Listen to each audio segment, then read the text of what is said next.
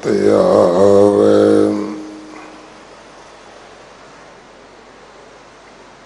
सो सतगुर माही समाना, एह बाणी जो जियो जाने। तिस अंतर रवै हर नामा। बाणी गुरु गुरु है बाणी,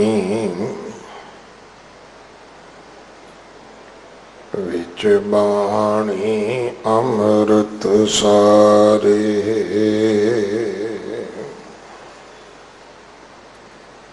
गुर बाणी कहे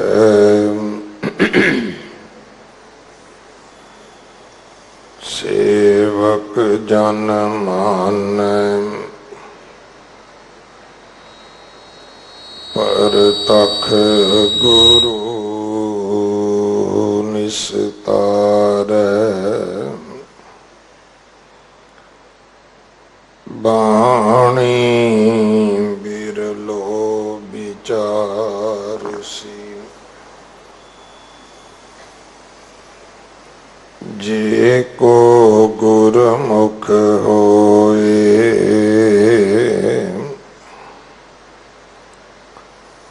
एह बाणी महापुरख की, निज घर वासा होए।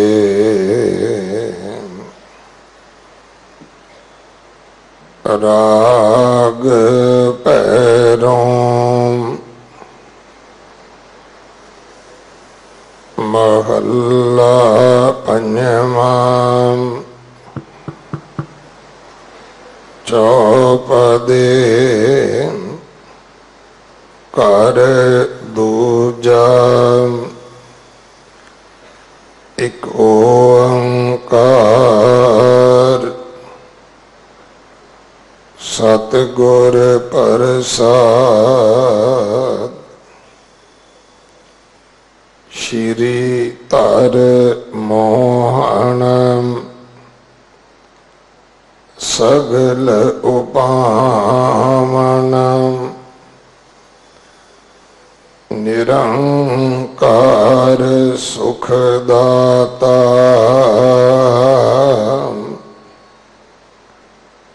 ऐसा प्रभ छोड़ करें अनसेवा। कवन बिखया रस माता, रे मन मेरे तू गोविंद पाद।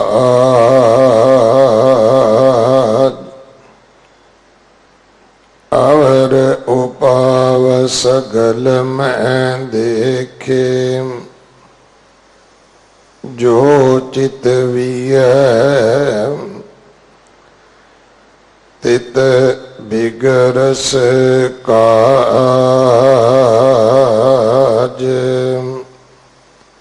रहाउ ठाकुर छोड़ दासी को सिमरै। मन मुख अंध अज्ञाना, हर की भगत करें तिन निंदै। निगुरे पशु समाना, जियो पिंड तन तन सब प्रभ का। साकत कहते मेरा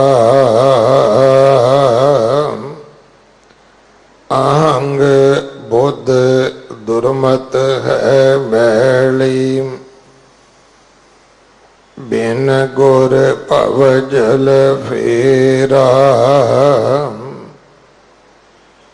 होम जग जप तप सब संजम तट तीरथ नहीं पाया मिटया आप पए शरणाई गुरमुख नानक जगत तराया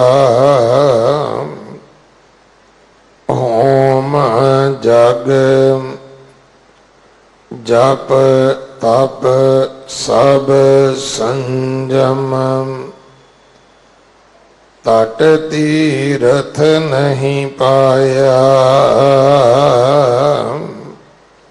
मिटया आप पए शरणाई गुरमुख नानक जगत तराया।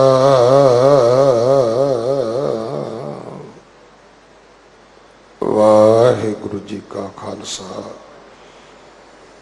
वाहिगुरु जी की फतेह। इस पावन शब्द की विचार भाई जगदेव सिंह जी हैड प्रचारक श्रोमणी गुरुद्वारा प्रबंधक कमेटी आप जी नूं सरवण करवाउणगे।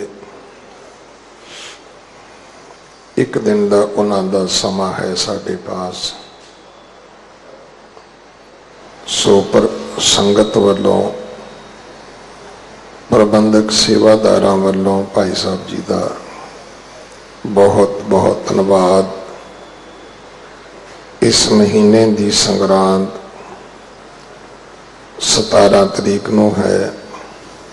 वाहिगुरु जी का खालसा वाहिगुरु जी की फतेह। जेता जियो पिंड सब तेरा तो अंतर जामी पुरख भगवान दासन दास कह जन नानक जिहा तू करा है तिहा हाँ करी बखियान।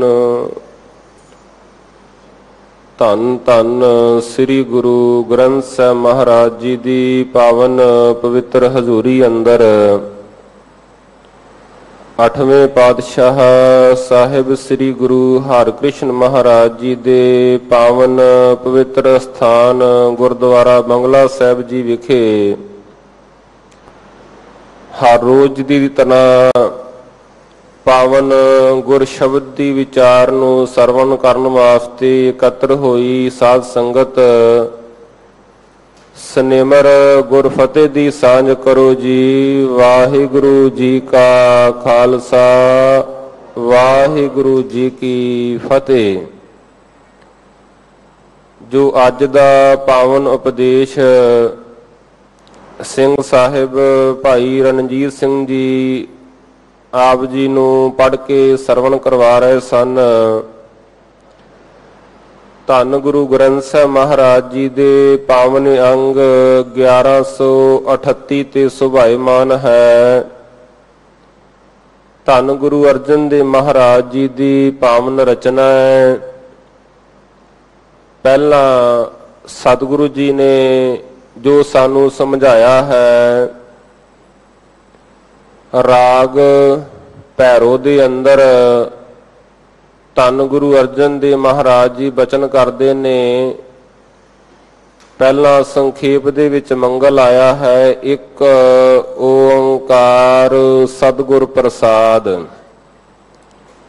परमात्मा एक है, उसका पसारा सारे जगत विच है। ਉਹ ਪਰਮਾਤਮਾ ਸਤਿਗੁਰੂ ਦੀ ਕਿਰਪਾ ਨਾਲ ਮਿਲਦਾ ਹੈ। ਸਾਧ ਸੰਗਤ ਜੀ, ਇਹ ਸ਼ਬਦ ਦੇ ਉੱਪਰ ਸਿਰਲੇਖ ਜੋ ਗੁਰੂ ਅਰਜਨ ਦੇਵ ਜੀ ਨੇ ਦਰਜ ਕੀਤਾ, ਰਾਗ ਭੈਰੋ ਮਹੱਲਾ ਪੰਜਵਾਂ, ਭਾਵ ਭੈਰੋ ਰਾਗ ਦੇ ਅੰਦਰ ਪੰਜਵੇਂ ਪਾਤਸ਼ਾਹ ਜੀ ਦੀ ਬਾਣੀ ਹੈ। ਚੌਪਦੇ ਘਰ ਦੂਜਾ, ਇਹ ਸ਼ਬਦ ਦੇ 4 ਪਦ ਨੇ ਤੇ ਇਸ ਨੂੰ ਦੂਸਰੇ ਘਰ ਵਿੱਚ ਗਾਇਨ ਦੀ ਤਾਕੀਦ ਕੀਤੀ ਗਈ ਹੈ। ਹੁਣ ਆਪਾਂ ਪਾਵਨ ਬਾਣੀ ਦੀ ਵਿਚਾਰ ਦੇ ਨਾਲ ਸਾਂਝ ਪਾਉਣੀ ਹੈ। ਪਹਿਲਾਂ ਰਹਾਉ ਵਾਲਾ ਬੰਦ ਵਿਚਾਰਨ ਦਾ ਯਤਨ ਕਰਾਂਗੇ ਤਾਂ ਕਿ ਸ਼ਬਦ ਦੀ ਸਮਝ ਪਵੇ ਕਿ ਸਤਿਗੁਰੂ ਜੀ ਸਾਨੂੰ ਕੀ ਸਮਝਾਉਣਾ ਚਾਹੁੰਦੇ ਨੇ। ਸ਼ਬਦ ਦੀ ਵਿਚਾਰ ਤੋਂ ਪਹਿਲਾਂ ਸਾਰੀ ਸੰਗਤ ਪਿਆਰ ਤੇ ਸਤਿਕਾਰ ਨਾਲ ਉਚਾਰਨ ਕਰੋ ਜੀ। ਸਤਿਨਾਮ ਸ੍ਰੀ ਵਾਹਿਗੁਰੂ ਸਾਹਿਬ ਜੀ। ਸਤਿਨਾਮ ਸ੍ਰੀ ਵਾਹਿਗੁਰੂ ਸਾਹਿਬ ਜੀ। ਰੇ ਮਨ ਮੇਰੇ ਤੂੰ ਗੋਵਿੰਦ ਭਾਜ। ਗੁਰੂ ਅਰਜਨ ਦੇਵ ਮਹਾਰਾਜ ਜੀ ਅੱਜ ਆਪਣੇ ਮਨ ਨੂੰ ਸੰਬੋਧਨ ਕਰ ਰਹੇ ਨੇ ਕਿ ਐ ਮੇਰੇ ਮਨ, ਤੂੰ ਪਰਮਾਤਮਾ ਦਾ ਭਜਨ ਕਰ, ਵਾਹਿਗੁਰੂ ਦਾ ਸਿਮਰਨ ਕਰ। ਤੂੰ ਇਸੇ ਕੰਮ ਵਾਸਤੇ ਸੰਸਾਰ ਵਿੱਚ ਆਇਆ ਹੈ ਕਿ ਭਜੋ ਗੋਬਿੰਦ ਭੂਲ ਮਤ ਜਾਹੋ, ਮਾਨਸ ਜਨਮ ਕਾ ਇਹੀ ਲਾਹੋ। ਗੁਰੂ ਅਰਜਨ ਦੇਵ ਮਹਾਰਾਜ ਨੇ ਵੀ ਸਮਝਾਇਆ ਹੈ ਕਿ ਅਵਰ ਕਾਜ ਤੇਰੇ ਕਿਤੇ ਨਾ ਕਾਮ, ਮਿਲ ਸਾਧ ਸੰਗਤ ਭਜ ਕੇਵਲ ਨਾਮ। ਅੱਜ ਦੇ ਪਾਵਨ ਸ਼ਬਦ ਦਾ ਰਹਾਉ ਵਾਲਾ ਬੰਦ ਹੀ ਇਸ ਗੱਲ ਤੇ ਕੇਂਦਰਿਤ ਹੈ। ਰੇ ਮਨ ਮੇਰੇ ਤੂੰ ਗੋਵਿੰਦ ਭਾਜ, ਅਵਰ ਉਪਾਵ ਸਗਲ ਮੈਂ ਦੇਖੇ। ਜੋ ਚਿਤ ਵੀਐ ਤਿਤ ਬਿਗਰਸ ਕਾਜ। ਸਿਮਰਨ ਤੋਂ ਬਗੈਰ, ਪਰਮਾਤਮਾ ਦੀ ਬੰਦਗੀ ਤੋਂ ਬਗੈਰ ਜਿੰਨੇ ਵੀ ਕਾਜ ਨੇ, ਜੋ ਵੀ ਮਨੁੱਖ ਸੋਚਦਾ ਹੈ ਕਿ ਮੇਰੇ ਅਧਿਆਤਮਕ ਮਾਰਗ ਵਿੱਚ ਸਹਾਇਕ ਹੋਣਗੇ, ਗੁਰੂ ਅਰਜਨ ਦੇਵ ਮਹਾਰਾਜ ਜੀ ਅੱਜ ਸਾਨੂੰ ਸਮਝਾਉਂਦੇ ਨੇ, ਨਾ ਭਾਈ, ਇਹਨਾਂ ਦੀਆਂ ਚਿਤਵਨੀਆਂ ਚਿਤਵਨ ਨਾਲ ਕਾਜ ਵਿਗੜਦਾ ਹੈ, ਸਵਰਦਾ ਨਹੀਂ ਹੈ। ਅਵਰ ਅਪਾਵ, ਉਹ ਅਵਰ ਅਪਾਵ ਕਿਹੜੇ ਨੇ ਜਿਨ੍ਹਾਂ ਦੇ ਬਾਰੇ ਅੱਜ ਮੇਰੇ ਮਾਲਕ ਜੀ ਸਮਝਾ ਰਹੇ। ਬਾਣੀ ਵਿੱਚ ਬਾਰੰਬਾਰ ਇਹ ਬਚਨ ਆਉਂਦੇ ਨੇ ਕਿ ਅਵਰ ਉਪਾਵ ਸਭ ਤਿਆਗਿਆ, ਦਾਰੂ ਨਾਮ ਲਿਆ।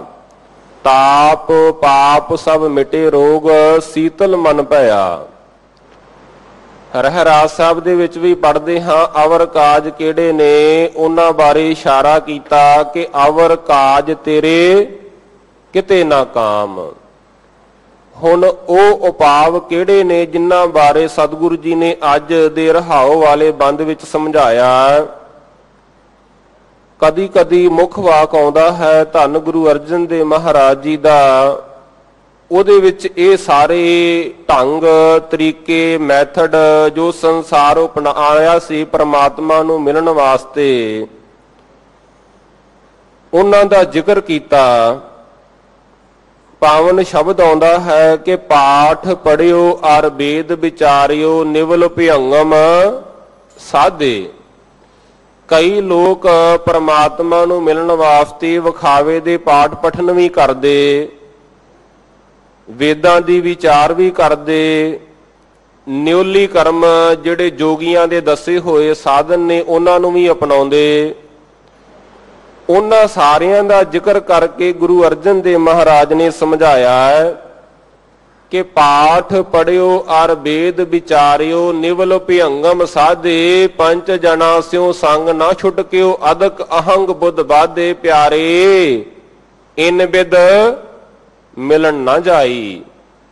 ਐ ਮੇਰੇ ਮਿੱਤਰ, ਐ ਮੇਰੇ ਦੋਸਤ, ਇਸ ਤਰ੍ਹਾਂ ਪਰਮਾਤਮਾ ਨਹੀਂ ਜੇ ਮਿਲਦਾ।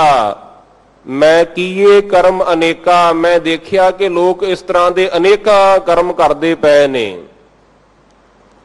ਹਾਰ ਪਰਿਓ ਸੁਆਮੀ ਕੈ ਦੁਆਰੇ, ਦੀਜੇ ਬੁੱਧ ਵਿਵੇਕਾ। ਸਤਿਗੁਰ ਦੇ ਦੁਆਰੇ ਤੇ ਆਇਆ, ਸਤਿਗੁਰ ਨੇ ਵਿਵੇਕ ਬੁੱਧੀ ਦਿੱਤੀ। ਵਿਵੇਕ ਬੁੱਧੀ ਦੇ ਨਾਲ ਪਤਾ ਲੱਗਿਆ ਕਿ ਇਹਨਾਂ ਕਰਮਾਂ ਦੇ ਨਾਲ ਪ੍ਰਮਾਤਮਾ ਨਹੀਂ ਮਿਲਦਾ। ਉਹ ਸਾਰੇ ਕਰਮਾਂ ਦਾ ਜ਼ਿਕਰ ਉਸ ਸ਼ਬਦ ਦੇ ਵਿੱਚ ਹੈ ਕਿ ਮੋਨ ਭਇਓ ਕਰਪਾਤੀ ਰਹਿਓ, ਨਗਨ ਫਿਰਿਓ ਬਨ ਮਾਹੀ। ਕੋਈ ਮੋਨੀ ਬਣ ਗਿਆ ਕਿ ਮੈਂ ਬੋਲਣਾ ਹੀ ਨਹੀਂ, ਸ਼ਾਇਦ ਪ੍ਰਮਾਤਮਾ ਐਵੇਂ ਮਿਲ ਜਾਵੇਗਾ। ਸੱਚੇ ਪਾਤਸ਼ਾਹ ਨੇ ਸਮਝਾਇਆ ਕਿ ਚੁੱਪੈ ਚੁੱਪ ਨਾ ਹੋਵਈ, ਜੇ ਲਾਏ ਰਹਾ ਲਿਵਤਾਰ।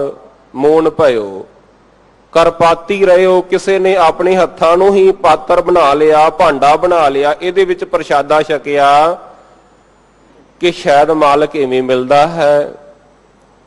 ਮੋਨ ਭਇਓ ਕਰਪਾਤੀ ਰਹਿਓ, ਨਗਨ ਫਿਰਿਓ ਮਨ ਮਾਹੀ। ਕੋਈ ਜੰਗਲਾਂ ਵਿੱਚ ਚਲਾ ਗਿਆ, ਬਸਤਰ ਉਤਾਰ ਦਿੱਤੇ, ਨੰਗਾ ਹੋ ਕੇ ਵਿਚਰਦਾ ਰਿਹਾ ਕਿ ਸ਼ਾਇਦ ਮਾਲਕ ਐਵੇਂ ਮਿਲੇਗਾ।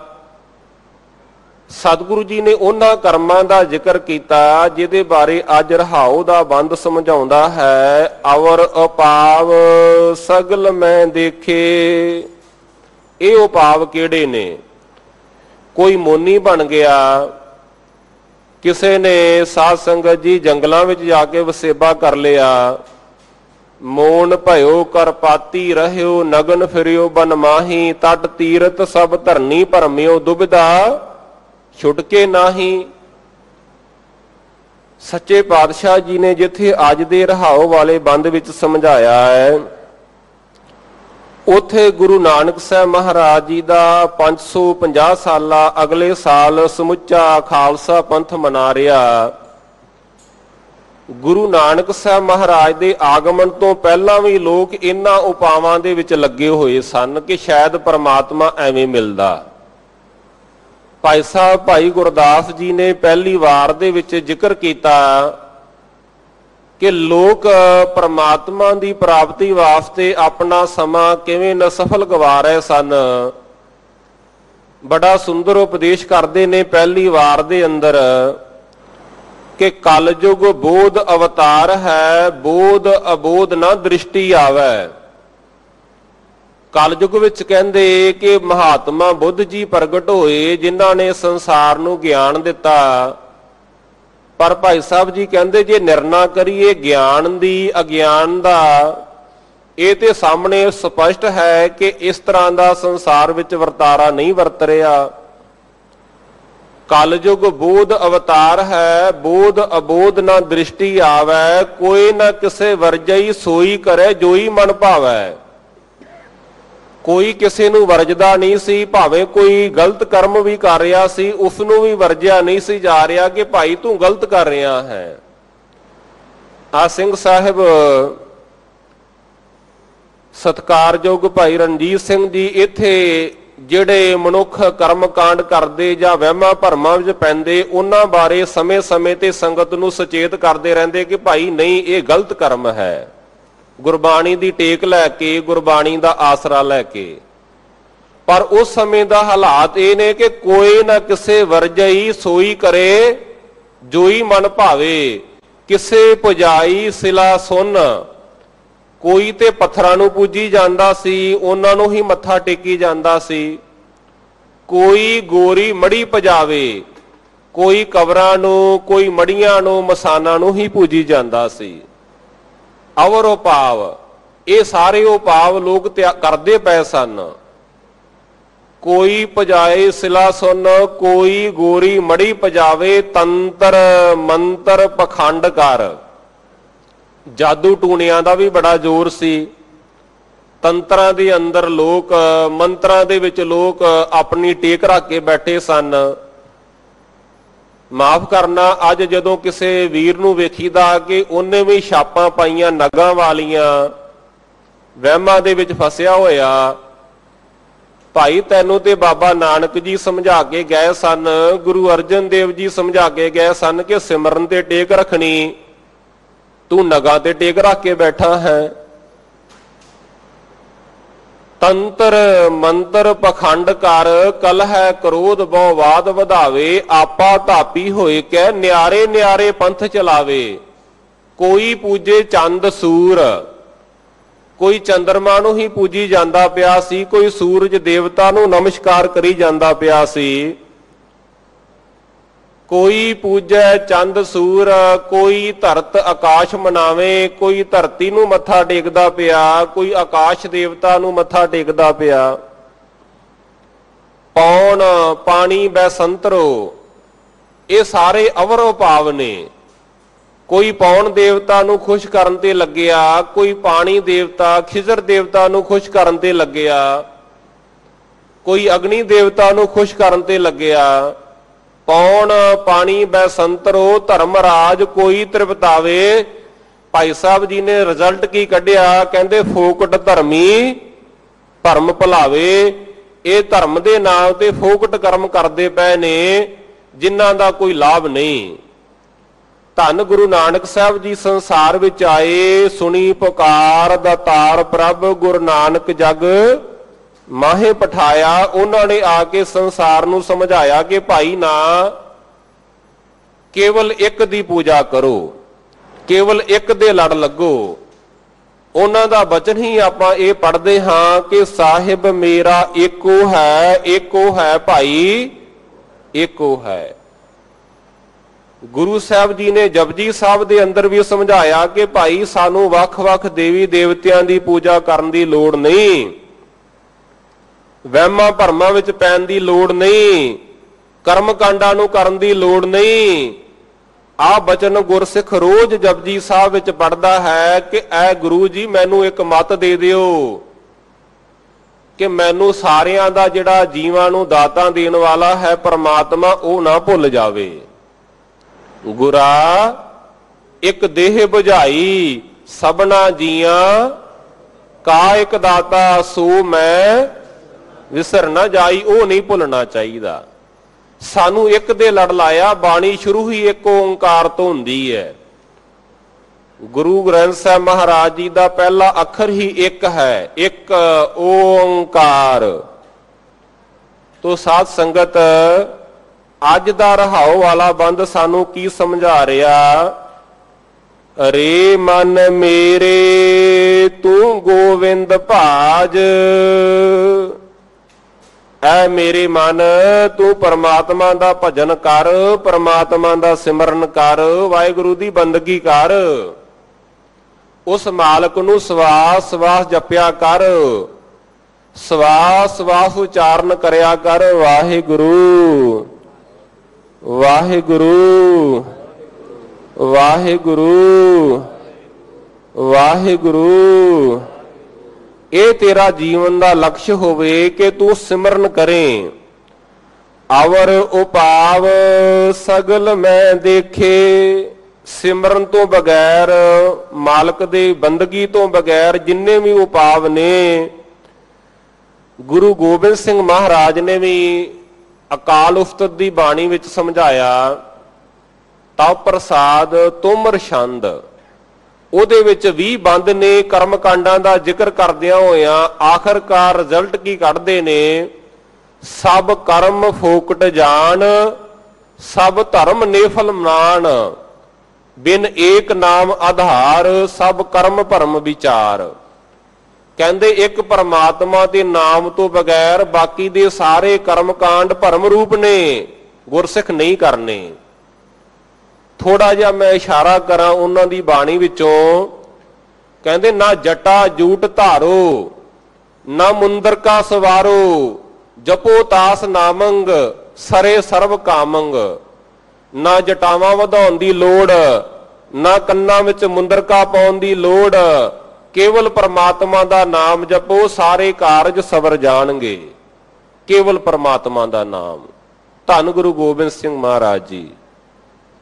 ਆਓ ਸਾਧ ਸੰਗਤ ਜੀ ਸ਼ਬਦ ਦੀ ਆਰੰਭ ਤੋਂ ਵਿਚਾਰ ਦੀ ਸਾਂਝ ਪਾਈਏ।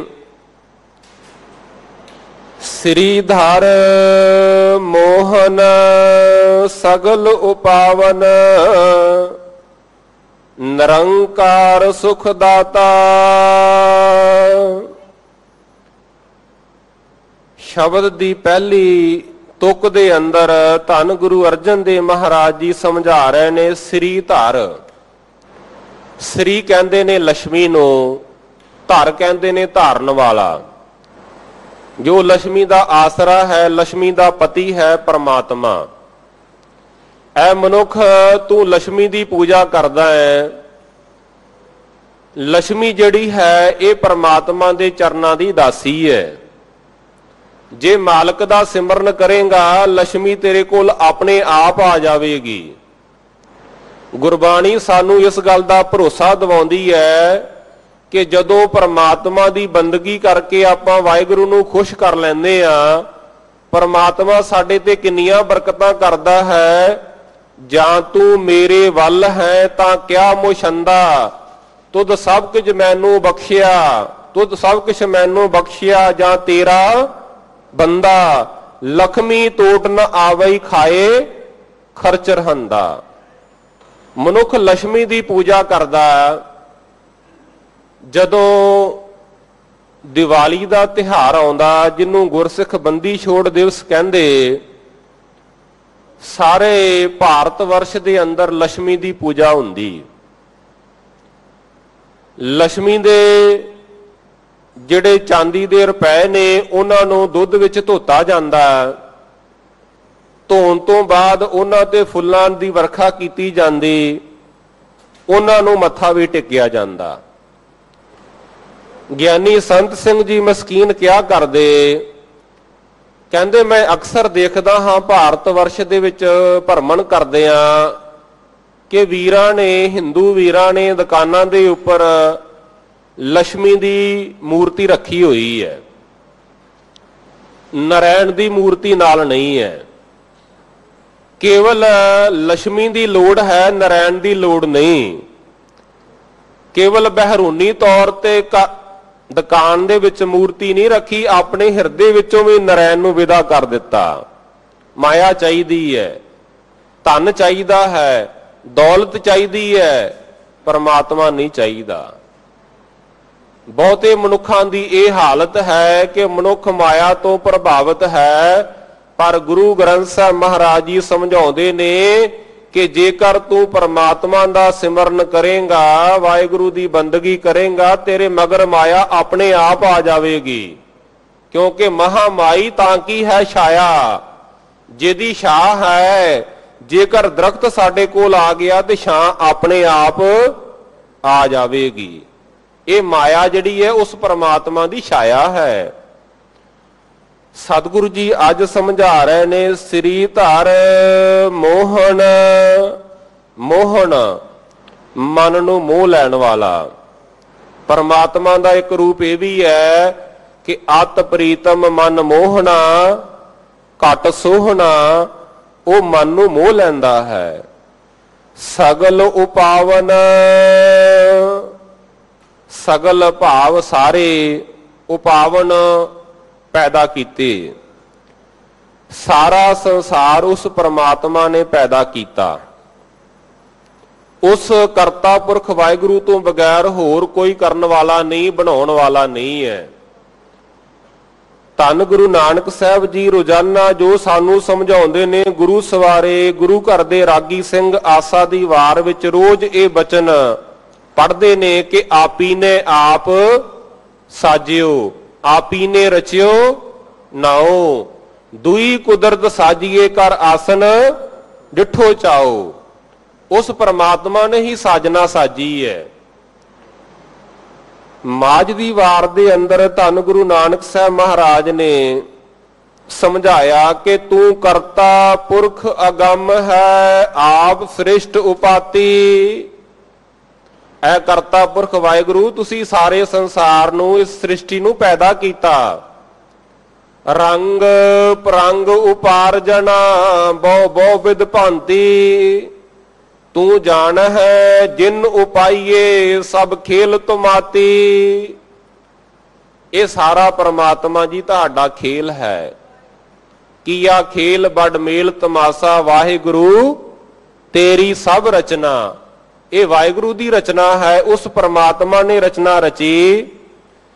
ਧੰਨ ਗੁਰੂ ਗੋਬਿੰਦ ਸਿੰਘ ਮਹਾਰਾਜ ਵੀ ਇਸ ਸੰਬੰਧੀ ਅਕਾਲ ਉਸਤਤ ਦੀ ਬਾਣੀ ਵਿੱਚ ਸਮਝਾਉਂਦੇ ਨੇ ਕਿ ਸਭ ਕੋ ਕਾਲ ਸਭਨ ਕੋ ਕਰਤਾ, ਰੋਗ ਸੋਗ ਦੋਖਨ ਕੋ ਹਰਤਾ। ਏਕ ਚਿਤ ਜੇ ਏਕ ਛਿਨ ਧਿਆਇਓ, ਕਾਲ ਫਾਸ ਕੇ बीच ना आयो। ਉਹ परमात्मा ਸਾਰਿਆਂ ਦਾ ਬਣਾਉਣ ਵਾਲਾ ਹੈ, ਕਰਤਾ ਹੈ। ਸ੍ਰੀ ਧਰ ਮੋਹਨ ਸਗਲ ਉਪਾਵਨ, ਨਿਰੰਕਾਰ। ਉਸ ਵਾਹਿਗੁਰੂ ਦਾ ਕੋਈ ਆਕਾਰ ਨਹੀਂ ਹੈ। ਆਪਾਂ ਗੁਰੂ ਨਾਨਕ ਸਾਹਿਬ ਜੀ ਦੀ ਇਹ ਸਿੱਖਿਆ ਪੜ੍ਹਦੇ ਹਾਂ ਜੀ, ਥਾਪਿਆ ਨਾ ਜਾਏ, ਕੀਤਾ ਨਾ ਹੋਏ, ਆਪੇ ਆਪ ਨਿਰੰਜਨ ਸੋਏ। ਉਹ ਪਰਮਾਤਮਾ ਕਿਸੇ ਦਾ ਬਣਾਇਆ ਹੋਇਆ ਨਹੀਂ ਹੈ, ਉਹ ਆਪਣੇ ਆਪ ਤੋਂ ਆਪ ਹੈ। ਉਸ ਵਾਹਿਗੁਰੂ ਦੇ ਦੋ ਰੂਪ ਗੁਰਬਾਣੀ ਨੇ ਬਿਆਨ ਕੀਤੇ ਨੇ, ਨਿਰਗੁਣ ਤੇ ਸਰਗੁਣ, ਨਿਰੰਕਾਰ ਤੇ ਸਾਕਾਰ। ਸਾਕਾਰ ਰੂਪ ਦੇ ਵਿੱਚ ਉਹਦੇ ਬਾਰੇ ਬਚਨ ਪੜ੍ਹਦੇ ਆ, ਬਨ ਤਿੰਨ ਪਰਬਤ ਹੈ ਪਾਰ ਬ੍ਰਹਮ, ਜੈਸੀ ਆਗਿਆ ਤੈਸਾ ਕਰਮ।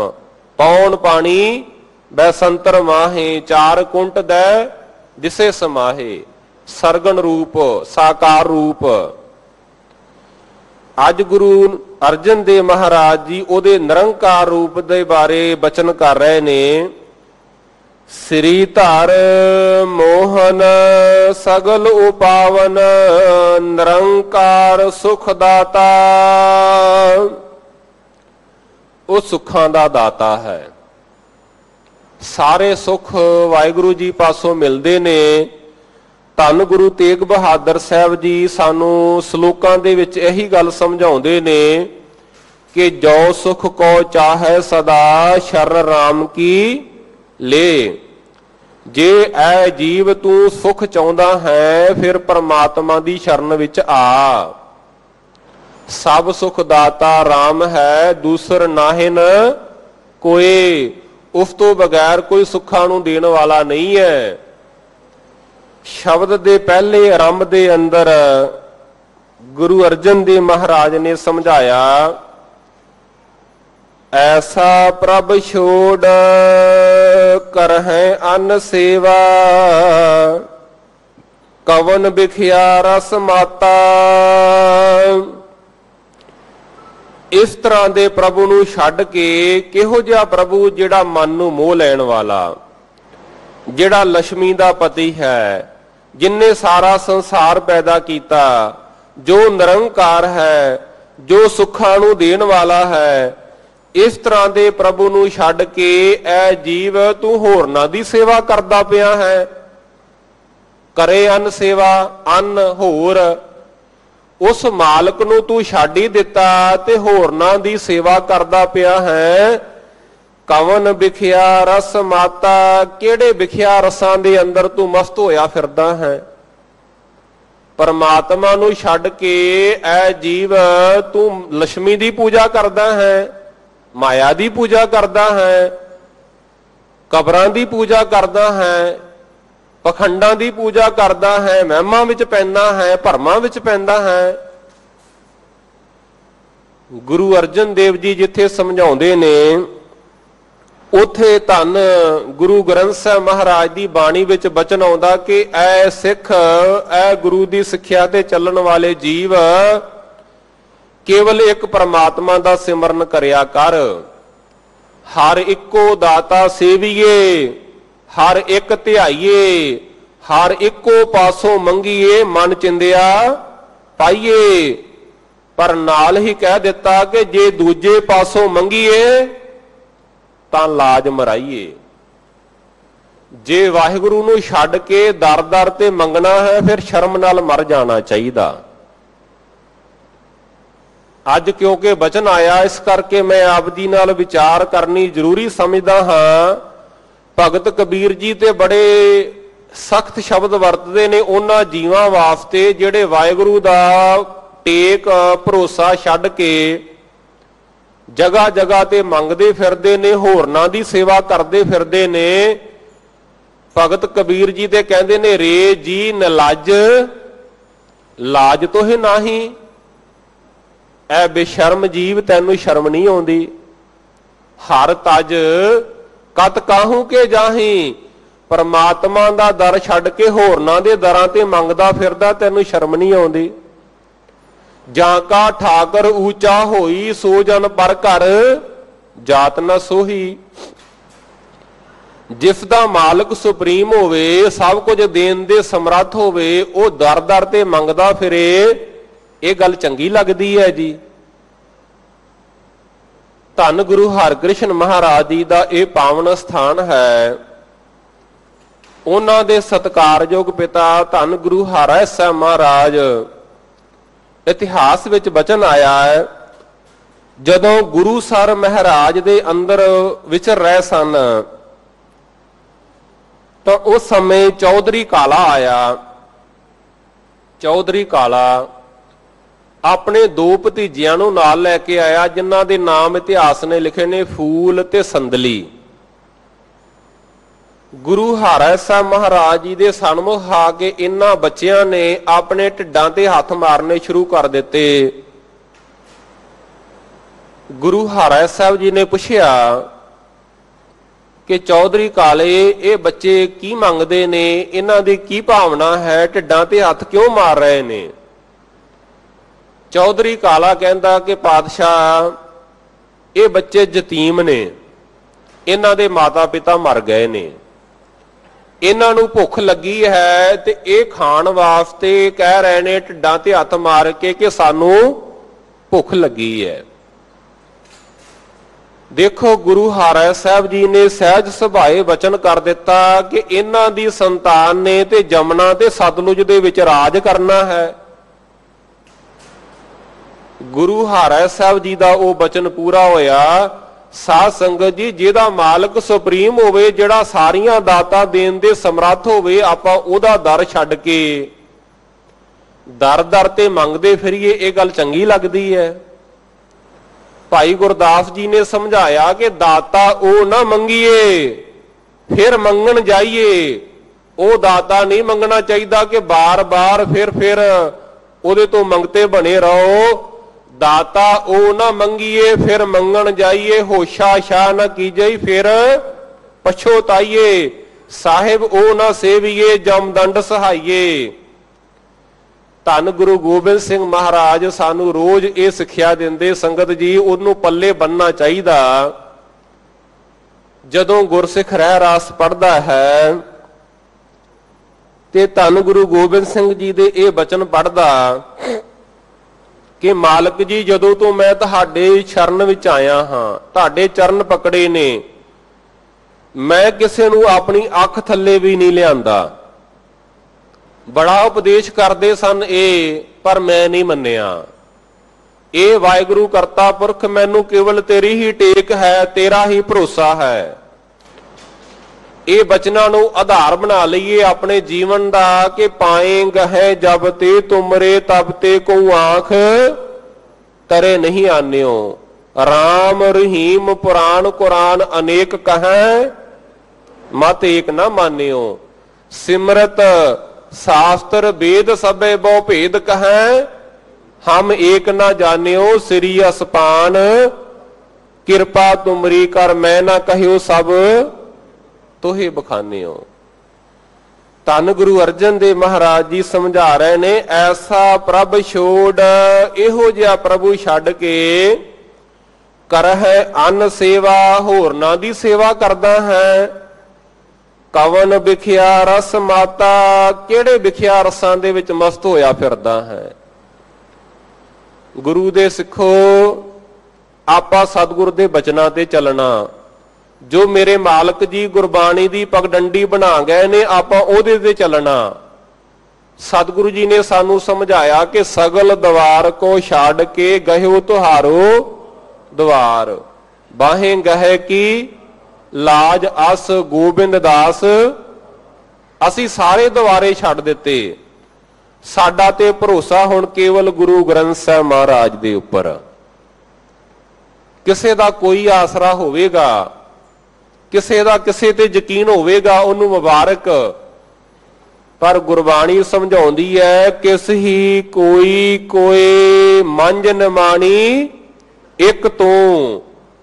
ਮਾਲਕ ਜੀ ਸਾਡਾ ਤੇ ਭਰੋਸਾ ਤੁਹਾਡੇ ਵਿੱਚ ਹੀ ਹੈ, ਜੋ ਆਪ ਜੀ ਬਚਨ ਕਰਦੇ ਹੋ ਅਸੀਂ ਉਹਦੇ ਤੇ ਚੱਲਾਂਗੇ।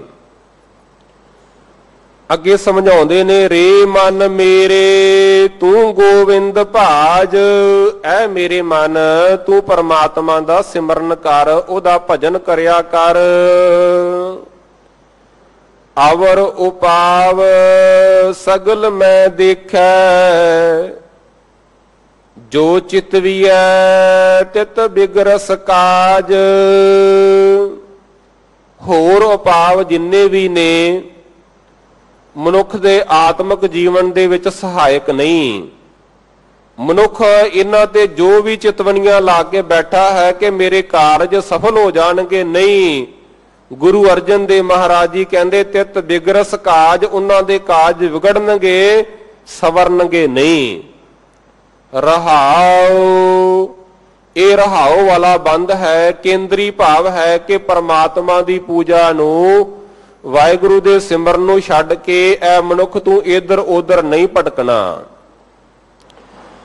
ਠਾਕਰ ਛੋੜ ਦਾਸੀ ਕੋ ਸਿਮਰ ਹੈ, ਮਨਮੁਖ ਅੰਧ ਅਗਿਆਨਾ। ਠਾਕੁਰ ਮਾਲਕ ਵਾਹਿਗੁਰੂ ਜੀ ਨੂੰ ਛੱਡ ਕੇ ਇੱਕ ਦਾਸੀ ਦੀ ਸੇਵਾ ਕਰਦਾ ਪਿਆ ਹੈ। ਗੁਰੂ ਨਾਨਕ ਸਾਹਿਬ ਮਹਾਰਾਜ ਜੀ ਕਲਯੁਗ ਦੇ ਲੱਛਣ ਦੱਸਦੇ ਨੇ ਕਿ ਚੇਰੀ ਕੀ ਸੇਵਾ ਕਰੇ ਠਾਕਰ ਨਹੀਂ ਦਿਸੇ। ਇਹਨੂੰ ਠਾਕਰ ਦਿਖਾਈ ਨਹੀਂ ਦਿੰਦਾ, ਇਹ ਚੇਰੀ ਦੀ ਦਾਸੀ ਦੀ ਸੇਵਾ ਕਰਦਾ ਪਿਆ, ਲక్ష్ਮੀ ਦੀ ਸੇਵਾ ਕਰਦਾ ਪਿਆ। ਉਸ ਮਾਲਕ ਦੀ ਬੰਦਗੀ ਨਹੀਂ ਕਰਦਾ ਜਿਹਦੀ ਉਹ ਚਰਨਾਂ ਦੀ ਦਾਸੀ ਹੈ। ਅੱਜ ਵੀ ਬਚਨ ਆਇਆ, ਠਾਕਰ ਛੋੜ ਦਾਸੀ ਕੋ ਸਿਮਰ ਹੈ। ਮਾਲਕ ਨੂੰ ਛੱਡ ਕੇ ਦਾਸੀ ਨੂੰ ਸਿਮਰਦਾ ਪਿਆ। ਕੌਣ? ਮਨਮੁਖ ਅੰਧ ਅਗਿਆਨਾ, ਜਿਹੜਾ ਮਨ ਦੇ ਪਿੱਛੇ ਚੱਲਣ ਵਾਲਾ ਮਨਮੁਖ, ਅੰਧ ਜਿਹਦੇ ਕੋਲ ਗੁਰੂ ਦੇ ਗਿਆਨ ਦੇ ਨੇਤਰ ਨਹੀਂ ਨੇ, ਅਗਿਆਨੀ ਬੇਸਮਝ ਪ੍ਰਾਣੀ, ਅਗਿਆਨੀ ਪ੍ਰਾਣੀ, ਮਨਮੁਖ ਪ੍ਰਾਣੀ ਪਰਮਾਤਮਾ ਦਾ ਦਰ ਛੱਡ ਕੇ, ਠਾਕਰ ਨੂੰ ਛੱਡ ਕੇ ਦਾਸੀ ਦੀ ਸੇਵਾ ਕਰਦਾ ਪਿਆ ਹੈ। ਚੇਰੀ ਕੀ ਸੇਵਾ ਕਰੇ ਠਾਕਰ ਨਹੀਂ ਦਿਸੇ, ਪੋਖਰ ਨੀਰ ਵਰੋਲੀਏ ਮਾਖਣ ਨਹੀਂ ਰੀਸੇ। ਧੰਨ ਗੁਰੂ ਨਾਨਕ ਸਾਹਿਬ ਜੀ ਕਹਿੰਦੇ ਭਾਵੇਂ ਜਿੰਨਾ ਮਰਜੀ ਪਾਣੀ ਰਿੜਕੀ ਜਾਓ, ਮੱਖਣ ਪ੍ਰਾਪਤ ਨਹੀਂ ਜੇ ਹੋਣਾ। ਜੇ ਮੱਖਣ ਚਾਹੁੰਦੇ ਆ ਫਿਰ ਮਾਲਕ ਦਾ ਸਿਮਰਨ ਕਰੀਏ, ਉਸ ਵਾਹਿਗੁਰੂ ਦੀ ਬੰਦਗੀ ਵਿੱਚ ਜੁੜੀਏ, ਆਪਣੀ ਰਸਨਾ ਤੋਂ ਉਚਾਰਨ ਕਰੀਏ, ਵਾਹਿਗੁਰੂ ਵਾਹਿਗੁਰੂ। ਇਹ ਬਲੋਮਣਾ ਬੋਲੀਏ, ਇਹਨੂੰ ਰਿੜਕੀਏ, ਜਿੰਨਾ ਵੀ ਰਿੜਕ ਸਕਦੇ ਆ ਸਿਮਰਨ ਦੇ ਵਿੱਚ ਧਿਆਨ ਜੋੜੀਏ। ਠਾਕਰ ਛੋੜ ਦਾਸੀ ਕੋ ਸਿਮਰ ਹੈ, ਮਨਮੁਖ ਅੰਧ ਅਗਿਆਨਾ। ਹਰ ਕੀ ਭਗਤ ਕਰਹਿ ਤੇ ਨਿੰਦਾ, ਨਿਗੁਰੇ ਪਸ਼ੂ ਸਮਾਨਾ। ਜਿਹੜੇ ਮਾਲਕ ਦੀ ਬੰਦਗੀ ਕਰਦੇ ਉਹਨਾਂ ਦੀ ਨਿੰਦਿਆ ਕਰਦਾ, ਇਹ ਮਨਮੁਖ ਆਦਮੀ, ਨਿਗੁਰਾ ਆਦਮੀ, ਪਸ਼ੂ ਦੇ ਸਮਾਨ ਮਨੁੱਖ ਜਿਹੜੇ ਪ੍ਰਮਾਤਮਾ ਦਾ ਸਿਮਰਨ ਕਰਦੇ, ਵਾਹਿਗੁਰੂ ਦੇ ਰਸਤੇ ਤੇ ਚੱਲਦੇ, ਸ਼ੁਭ ਕਰਮ ਕਰਦੇ, ਪਰਉਪਕਾਰ ਕਰਦੇ, ਲੋਕ ਭਲਾਈ ਦੇ ਕਾਰਜ ਕਰਦੇ, ਤੁਹਾਨੂੰ ਸੰਸਾਰ ਵਿੱਚ ਅਨੇਕਾਂ ਪ੍ਰਾਣੀ ਮਿਲ ਜਾਣਗੇ ਜਿਹੜੇ ਟੀਕਾ ਟਿੱਪਣੀ ਕਰਨ ਵਾਲੇ ਨੇ ਕਿ ਕਾਰ ਸੇਵਾ ਵਾਲੇ ਬਾਬੇ ਇਹ ਕੀ ਕੰਮ ਕਰੀ ਜਾਂਦੇ ਨੇ, ਬੜੀਆਂ ਨਿੰਦਿਆ ਕਰਦੇ ਨੇ। ਦੇਖੋ ਉਹਨਾਂ ਮਹਾਂਪੁਰਖਾਂ ਨੇ ਸੁੰਦਰ ਸੁੰਦਰ ਇਮਾਰਤਾਂ ਬਣਾਈਆਂ, ਸਕੂਲ ਬਣਾਏ, ਕਾਲਜ ਬਣਾਏ, ਪਰ ਨਿੰਦਿਆ ਕਰਨ ਵਾਲੇ ਕਰੀ ਜਾਂਦੇ ਨੇ। ਭਗਤ ਕਬੀਰ ਜੀ ਨੇ ਉਹਨਾਂ ਦਾ ਜ਼ਿਕਰ ਕੀਤਾ ਕਿ ਹਰ ਜਸ ਸੁਣੇ ਨਾ ਹਰ ਗੁਣ ਗਾਵੈ, ਬਾਤਨ ਹੀ ਅਸਮਾਨ ਕਰਾਵੈ, ਐਸੇ ਲੋਗਨ ਸਿਉ ਕਿਆ ਕਹੀਏ, ਜੋ ਪ੍ਰਭ ਕੀਏ ਭਗਤ ਤੇ ਬਾਹਜ ਤਿਨ ਤੇ ਸਦਾ ਡਰਾਨੇ ਰਹੀਏ। ਭਗਤ ਜੀ ਕਹਿੰਦੇ ਆਪ ਤੇ ਕੁਝ ਕਰਨ ਜੋਗੇ ਨਹੀਂ, ਆਪ ਨਾ ਦੇਹ ਚੁਰੂ ਪਰ ਪਾਣੀ, ਤੇ ਨਿੰਦੇ ਜੇ ਗੰਗਾਣੀ। ਆ ਦੇਖੋ ਇਸ ਸਥਾਨ ਦੀ ਸੇਵਾ ਮਹਾਂਪੁਰਖ ਬਾਬਾ ਹਰਬੰਸ ਸਿੰਘ ਜੀ ਦਿੱਲੀ ਵਾਲਿਆਂ ਨੇ ਕਰਾਈ। ਮੈਂ ਭਾਰਤ ਵਰਸ਼ ਵਿੱਚ ਹੁਣ ਜਦੋਂ ਵਿਚਰਦਾ ਹਾਂ ਤੇ ਪਤਾ ਨਹੀਂ ਗਿਣੇ ਨਹੀਂ ਜਾ ਸਕਦੇ ਇੰਨੇ ਗੁਰੂ ਧਾਮ ਨੇ ਜਿਨ੍ਹਾਂ ਦੀ ਸੇਵਾ ਬਾਬਾ ਜੀ ਨੇ ਕਰਾਈ। ਪਰ ਜਿਹੜੇ ਅਕਲ ਦੇ ਤਲ ਤੇ ਬੁੱਧੀ ਦੇ ਤਲ ਤੇ ਜੀਣ ਵਾਲੇ ਉਹਨਾਂ ਦੀ ਵੀ ਨਿੰਦਿਆ ਕਰੀ ਜਾਂਦੇ। ਸੱਚਖੰਡ ਸ੍ਰੀ ਹਰਮੰਦਰ ਸਾਹਿਬ ਵਿਖੇ ਅੱਜ ਕੱਲ ਸੋਨੇ ਦੀ ਕਾਰ ਸੇਵਾ ਚੱਲ ਰਹੀ ਹੈ ਤੇ ਬਾਬਾ ਕਸ਼ਮੀਰ ਸਿੰਘ ਜੀ ਭੂਰੀ ਵਾਲੇ ਕਰਵਾ ਰਹੇ ਨੇ। ਸਿੱਖ ਧਰਮ ਦਾ ਕੇਂਦਰੀ ਸਥਾਨ ਹੈ। ਪਤਾ ਨਹੀਂ ਕਿੰਨਾ ਕੋ WhatsApp ਦੇ ਉੱਪਰ, Facebook ਦੇ ਉੱਪਰ ਪ੍ਰਚਾਰ ਹੋਇਆ ਕਿ ਇਹ ਸੋਨਾ ਇੱਥੇ ਕਿਉਂ ਲੱਗ ਰਿਹਾ। ਸਾਧ ਸੰਗਤ ਜੀ, ਜਿਹੜਾ ਸਾਡਾ ਕੇਂਦਰੀ ਸਥਾਨ ਹੋਵੇ ਸਿੱਖ ਧਰਮ ਦਾ, ਗੁਰੂ ਰਾਮਦਾਸ ਮਹਾਰਾਜ ਜੀ ਪੂਰਨੇ ਪਾ ਕੇ ਗਏ ਨੇ ਕਿ ਸਿੱਖ ਦਾ ਆਪਣਾ ਘਰ ਤੇ ਭਾਵੇਂ ਕੱਚਾ ਹੋਵੇ ਪਰ ਉਹ ਗੁਰੂ ਦਾ ਜਿਹੜਾ ਕਲਸ਼ ਹੈ ਉਹਨੂੰ ਸੋਨੇ ਦਾ ਵੇਖਣਾ ਚਾਹੁੰਦਾ। ਇਹ ਸਿੱਖ ਦੇ ਮਨ ਦੀ ਭਾਵਨਾ ਹੈ, ਸ਼ਰਧਾ ਹੈ। ਆ ਦੇਖੋ ਇਸ ਸਥਾਨ ਦੇ ਉੱਪਰ ਵੀ ਸੋਨੇ ਦੀ ਸੇਵਾ ਹੋਈ। ਇਹ ਭਾਵਨਾ ਦੇ ਨਾਲ, ਸ਼ਰਧਾ ਦੇ ਨਾਲ ਗੁਰੂ ਦੇ ਸਿੱਖਾਂ ਨੇ ਸੇਵਾ ਕੀਤੀ। ਪਰ ਜਿਹੜੇ ਨਿੰਦਿਆ ਕਰਨ ਵਾਲੇ ਨੇ ਉਹਨਾਂ ਦਾ ਕੰਮ ਤੇ ਨਿੰਦਿਆ ਕਰਨਾ ਹੀ ਹੈ। ਸੱਚੇ ਪਾਤਸ਼ਾਹ ਜੀ ਨੇ ਅੱਜ ਉਹਨਾਂ ਦਾ ਵੀ ਜ਼ਿਕਰ ਕਰ ਦਿੱਤਾ ਕਿ ਹਰ ਕੀ ਭਗਤ ਕਰਹਿ ਤੇ ਨਿੰਦ ਹੈ, ਨਿਗੁਰੇ ਪਸ਼ੂ ਸਮਾਨਾ। ਪਸ਼ੂ ਸਮਾਨ, ਪਸ਼ੂ ਕੌਣ ਨੇ? ਉਹ ਜਿਉਂਦੇ ਜਾਗਦੇ ਮਨੁੱਖ ਜਿਹੜੇ ਪਰਮਾਤਮਾ ਦੀ ਬੰਦਗੀ ਨਹੀਂ ਕਰਦੇ, ਸਗੋਂ ਬੰਦਗੀ ਕਰਨ ਵਾਲਿਆਂ ਦੀ ਨਿੰਦਾ ਕਰਦੇ ਨੇ। ਜਿਨ੍ਹਾਂ ਨੇ ਸਿਮਰਨ ਕੀਤਾ, ਜਿਨ੍ਹਾਂ ਨੇ ਕਮਾਈ ਕੀਤੀ, ਉਹਨਾਂ ਦੀ ਨਿੰਦਿਆ ਕਰਦੇ ਨੇ। ਸਾਧ ਸੰਗਤ ਜੀ, ਭਾਈ ਗੁਰਦਾਸ ਜੀ ਨੇ ਸਮਝਾਇਆ ਕਿ ਪਸ਼ੂ ਕੌਣ ਨੇ। ਉਹਨਾਂ ਦਾ ਇੱਕ ਕਵਿਤ ਸਵਈਆ ਹੈ। ਉਹ ਕਹਿੰਦੇ ਨੇ, ਪਸ਼ੂਆ ਮਨੁੱਖ ਦੇਹ ਅੰਤਰ ਅੰਤਰ ਇਹ ਹੈ, ਸ਼ਬਦ ਸੁਰਤ ਕੋ ਵਿਵੇਕ ਅਵਿਵੇਕ ਹੈ। ਪਸ਼ੂ ਦੇ ਵਿੱਚ ਤੇ ਮਨੁੱਖ ਦੇ ਵਿੱਚ ਕੀ ਫਰਕ ਹੈ ਕਿ ਮਨੁੱਖ ਨੂੰ ਸ਼ਬਦ ਦੀ ਸਮਝ ਹੈ, ਗੁਰਬਾਣੀ ਦੀ ਸਮਝ ਹੈ, ਪਰ ਪਸ਼ੂ ਨੂੰ ਨਹੀਂ ਹੈ। ਜੇ ਮਨੁੱਖ ਹੋ ਕੇ ਵੀ ਗੁਰਬਾਣੀ ਦੇ ਬਚਨਾਂ ਤੇ ਨਹੀਂ ਚੱਲਦਾ ਤੇ ਇਹਦੇ ਵਿੱਚ ਤੇ ਫਿਰ ਪਸ਼ੂ ਵਿੱਚ ਕੀ ਫਰਕ ਹੋਇਆ? ਪਸ਼ੂਆ ਸ਼ਬਦਹੀਨ ਜੇਬਾ ਨਾ ਬੋਲ ਸਕੇ, ਮਾਨਸ ਜਨਮ ਬੋਲੇ ਬਚਨ ਅਨੇਕ ਹੈ। ਪਸ਼ੂ ਜਿਹੜਾ ਹੈ ਸ਼ਬਦ ਤੋਂ ਹੀਣਾ ਹੈ, ਭਾਵੇਂ ਮਾਲਕ ਨੇ ਉਹਨੂੰ ਜ਼ਬਾਨ ਦਿੱਤੀ ਹੈ ਪਰ ਬੋਲ ਨਹੀਂ ਸਕਦਾ। ਪਰ ਮਨੁੱਖ ਅਨੇਕਾਂ ਬਚਨ ਆਪਣੀ ਰਸਨਾ ਨਾਲ ਬੋਲਦਾ ਹੈ। ਭਾਈ ਸਾਹਿਬ ਜੀ ਨੇ ਵੱਖ-ਵੱਖ ਉਦਾਹਰਨਾਂ ਦੇ ਕੇ ਨਤੀਜਾ ਕੀ ਕੱਢਿਆ? ਕਹਿੰਦੇ ਨੇ, ਸ਼ਬਦ ਸੁਰਤ ਸੁਣ ਸਮਝ ਬੋਲੇ ਵਿਵੇਕੀ। ਜੇ ਤੇ ਸ਼ਬਦ ਨੂੰ ਸੁਣ ਕੇ ਉਹਦੇ ਅਨੁਸਾਰ ਚੱਲਦਾ, ਵਿਵੇਕ ਦੇ ਬਚਨ ਕਰਦਾ, ਫਿਰ ਤੇ ਮਨੁੱਖ ਹੈ। ਸ਼ਬਦ ਸੁਰਤ ਸੁਣ ਸਮਝ ਬੋਲੇ ਵਿਵੇਕੀ, ਨਾਤਰ ਅਚੇਤ ਪਸ਼ੂ ਪ੍ਰੇਤ ਹੂ ਮੈਂ ਏਕ ਹੈ। ਨਹੀਂ ਤਾਂ ਇਹਦੇ ਵਿੱਚ ਤੇ ਪਸ਼ੂ ਵਿੱਚ ਕੀ ਫਰਕ ਹੈ? ਸਾਧ ਸੰਗਤ, ਪਸ਼ੂ ਕੌਣ ਨੇ? ਰਾਖਸ਼ ਕੌਣ ਨੇ? ਉਹ ਰਾਖਸ਼ ਨਹੀਂ ਜਿਨ੍ਹਾਂ ਦੇ ਸਿਰਾਂ ਤੇ ਸਿੰਗ ਲੱਗੇ ਹੁੰਦੇ ਨੇ ਜਾਂ ਦੰਦ ਬਾਹਰ ਨਿਕਲੇ ਹੁੰਦੇ ਨੇ। ਗੁਰੂ ਗੋਬਿੰਦ ਸਿੰਘ ਮਹਾਰਾਜ ਨੂੰ ਜਦੋਂ ਆਪਾਂ ਪੜ੍ਹਦੇ ਹਾਂ ਅਕਾਲ ਉਸਤਤ ਦੀ ਬਾਣੀ ਵਿੱਚ, ਉਹਨਾਂ ਦੀ ਸਿੱਖਿਆ ਬੜਾ ਸੁੰਦਰ ਉਪਦੇਸ਼ ਕਰਦੇ ਨੇ। ਸਾਧੂ ਕਰਮ ਜੋ ਪੁਰਖ ਕਮਾਹੀ, ਨਾਮ ਦੇਵਤਾ ਜਗਤ ਕਾਹਾਹੀ। ਜਿਹੜੇ ਸਾਧੂ ਕਰਮ ਕਰਨਗੇ, ਭਲੇ ਕਰਮ ਕਰਨਗੇ, ਸੰਸਾਰ ਦੇ ਲੋਕ ਕਹਿਣਗੇ ਇਹ ਦੇਵਤਾ ਹੈ, ਇਹ ਫਰਿਸ਼ਤਾ ਹੈ। ਗੁਰੂ ਅਰਜਨ ਦੇਵ ਜੀ ਦਾ ਬਚਨ ਵੀ ਹੈ ਕਿ ਸੱਚੇ ਮਾਰਗ ਚੱਲਦਿਆਂ ਉਫਤਤ ਕਰੇ ਜਹਾਨ। ਅੱਗੇ ਨਾਲ ਹੀ ਕਹਿੰਦੇ ਕੁਕਿਰਤ ਕਰਮ ਜੋ ਨਰ ਕਰ ਹੈ, ਨਾਮ ਅਸੁਰ ਤਿਨ ਕੋ ਜਗ ਰਰ ਹੈ। ਜਿਹੜੇ ਭੈੜੇ ਕਰਮ ਕਰਨਗੇ ਸੰਸਾਰ ਨੇ ਕਹਿ ਦੇਣਾ ਇਹ ਅਸੁਰ ਹੈ, ਇਹ ਰਾਖਸ਼ ਹੈ ਕਰਮਾਂ ਕਰਕੇ। ਕੌਡੇ ਨੂੰ ਰਾਖਸ਼ ਕਿਉਂ ਕਿਹਾ ਗਿਆ? ਕਿਉਂਕਿ ਉਹਦੇ ਕਰਮ ਭੈੜੇ ਸਨ। ਮਨੁੱਖਾਂ ਨੂੰ, ਜਿੰਦਿਆਂ ਨੂੰ ਮਾਰ ਕੇ ਖਾ ਜਾਂਦਾ ਸੀ। ਰਾਖਸ਼ ਵਾਲੀ ਬਿਰਤੀ ਹੈ, ਕੌਡਾ ਰਾਖਸ਼ੀ ਪ੍ਰਚਲਿਤ ਹੋ ਗਿਆ। ਪਰ ਨਾਮ ਹੈ ਕੌਡਾ ਭੀਲ, ਦਰਾਵੜ ਇਲਾਕੇ ਦਾ, ਜਿੱਥੇ ਕੋਈ ਮਨੁੱਖ ਅੱਜ ਨਹੀਂ ਪਹੁੰਚ ਸਕਦਾ। ਕਿੰਨੀਆਂ ਭਾਰਤ ਨੇ ਸਨਾਵਾਂ ਲਾਈਆਂ, ਪਰ ਅੱਜ ਤੱਕ ਉਥੋਂ ਦੀ ਹਾਲਾਤ ਆਪਾਂ ਪੜ੍ਹਦੇ ਸੁਣਦੇ ਆ। ਗੁਰੂ ਨਾਨਕ ਸਾਹਿਬ ਤੋਂ ਸਦਕੇ ਜਾਈਏ, ਉਸ ਇਲਾਕੇ ਵਿੱਚ ਜਾ ਕੇ ਉਹਨੂੰ ਸਿੱਧੇ ਮਾਰਗ ਤੇ ਪਾ ਦਿੱਤਾ, ਕੌਡੇ ਨੂੰ, ਭੀਲ ਨੂੰ। ਹਰ ਕੀ ਭਗਤ ਕਰਹਿ ਤੇ ਨਿੰਦ ਹੈ, ਨਿਗੁਰੇ ਪਸ਼ੂ ਸਮਾਨਾ।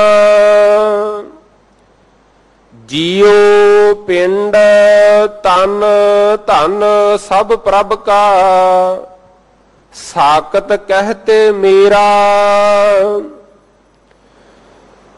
ਜਿਹੜਾ ਸਾਕਤ ਹੈ, ਟੁੱਟਿਆ ਹੋਇਆ ਰੱਬ ਨਾਲੋਂ ਮਨਮੁਖ ਆਦਮੀ, ਉਹ ਕਹਿੰਦਾ ਆ ਸਾਰਾ ਕੁਝ ਮੇਰਾ ਹੈ। ਕੀ ਜੀ? ਜੀਓ ਜਿੰਦ, ਪਿੰਡ ਸਰੀਰ, ਤਨ ਇਹ ਸਾਡਾ ਤਨ, ਧਨ ਇਹ ਸਭ ਕੁਝ ਹੈ ਤੇ ਪ੍ਰਭੂ ਦਾ। ਆਪਾਂ ਬਾਣੀ ਵਿੱਚ ਵਚਨ ਪੜ੍ਹਦੇ ਆ, ਕਦੀ ਕਦੀ ਹੁਕਮਨਾਮਾ ਆ ਜਾਂਦਾ, ਜੀਓ ਪਾਏ ਪਿੰਡ ਜਿਨ ਸਾਜਿਆ, ਦਿੱਤਾ ਪਹਿਨਣ ਖਾਣ।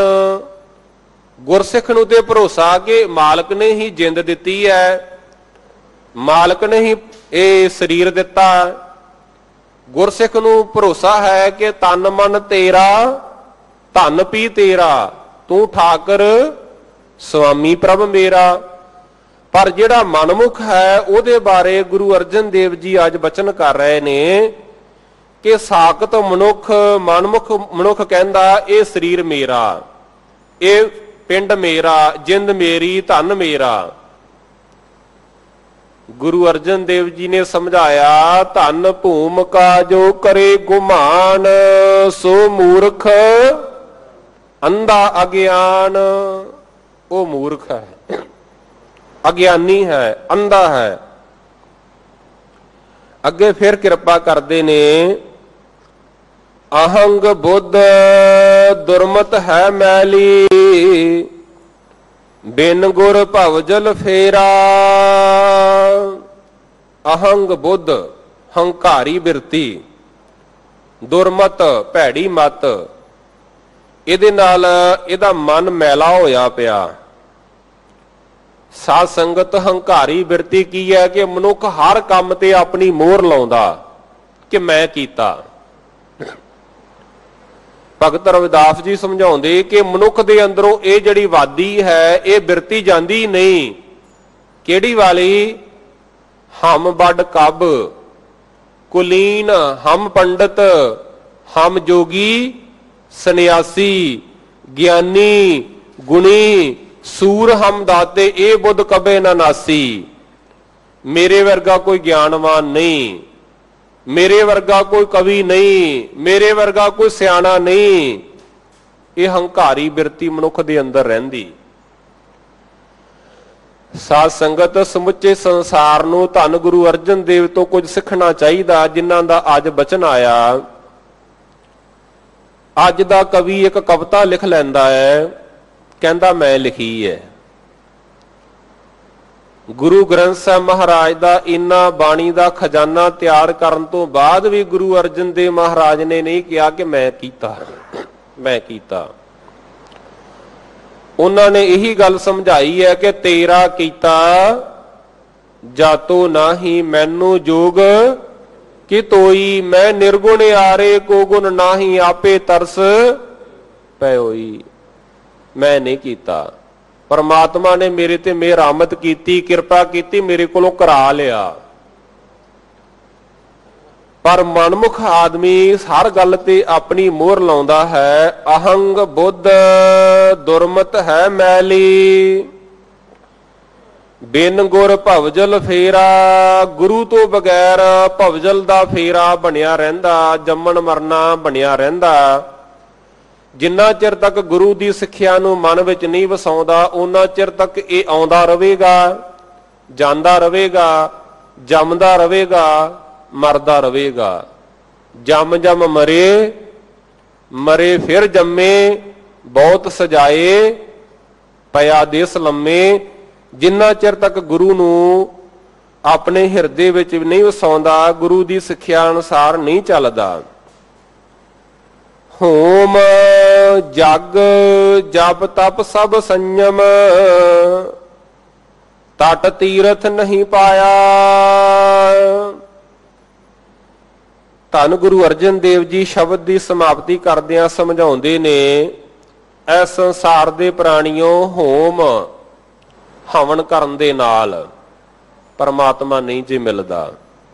जग विखावे दे जग करन नाल गोमेद जग, अशमेध जग, नरमेध जग, ये जग हुंदे सन। मनुखां दीयां बलियां दित्तियां जांदियां सन, गऊआं दीयां बलियां दित्तियां जांदियां सन कि शायद रब एवें मिल जांदा। हवन करन दे नाल परमात्मा नहीं मिलदा, जग करन दे नाल वाहिगुरू नहीं मिलदा। जप तप विखावे दे जप करन दे नाल, तप साधन दे नाल, जेकर गर्मी दा मौसम है अग बाल के विच खड़े हो जाना कि शायद रब एवें मिल जावेगा। सर्दी दा मौसम है अपने शरीर ते ठंडे पानी दियां गागरां पाउणियां कि शायद रब एवें मिल जावेगा। होम जग जप तप सब संयम, ये सारे संयम तरीके ढंग मैथड इंद्रियां नूं वस करन दे। तट तीरथ नहीं पाया, तट कंढा, तीर्थ तीर्थां दा कंढा, भाव की है 68 तीर्थां दा इशनान। जे मनुख सोचे मैं 68 तीर्थां दा इशनान कर लिया ते हुण परमात्मा मैनूं मिलण जाना चाहिदा, गुरु अर्जन देव महाराज जी कहंदे नहीं। गुरु तेग बहादुर साहब जी भी समझाउंदे ने, तीरथ बरत अर दान कर, मन में धरे गुमान। नानक ने फल जात दे जो कुंचर इशनान। सच्चे पातशाह जी फिर मिलदा किवें है?